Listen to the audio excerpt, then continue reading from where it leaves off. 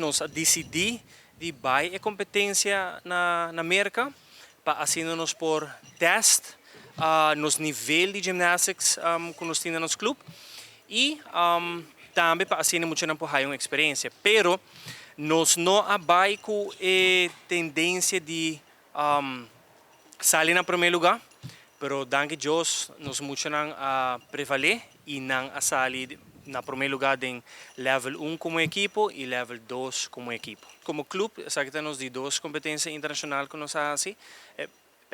Aqui te promê, correto? Aqui te promê de Simone Biles. Ano passado nós vai a Miami Art, seita com Rhythmic Gymnastics. Nós temos duas categorias, nós temos artística e nós temos rítmica.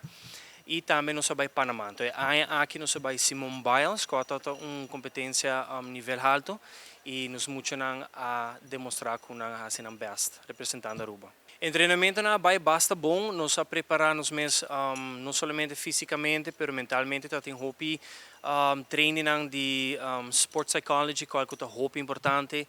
A preparação mental para muito não prometer que não vai dor de hasi tu já na trainings de competition que na mês para não por dentro de ritmo de competência criar esfera hobby importante dentro grupo entre grupo tá hobby importante também e certa técnica que nós está hasi hora de competência prometer que nós vai competir obviamente também nos coach Jarimar Medina hasi super trabalho de preparar muito aqui. É mesmo atleta de alto rendimento e nós está mirando seu trabalho aqui de competência na que nós assistir.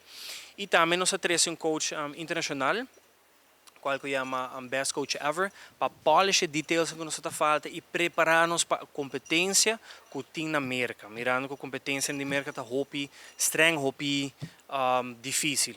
De hora me llega a Aruba, me comencé a trabajar con otro grupo, pero me estaba trabajando siempre ayudando en parte de ballet, en flexibilidad, expresión corporal, en coreografía. Y ese es lo cual me está haciendo con nos Club Perla. Nossa trabalha basta duro com não para não vai estrear. A mim tá roupa exigente para não ter nenhum rodilha doblar, sempre tá com punta, com braço, a cara na alto, barriga para dentro. Essa aí tá em parte como tá trabalha com ele e a parte como tá me nota lá não descansar com esse.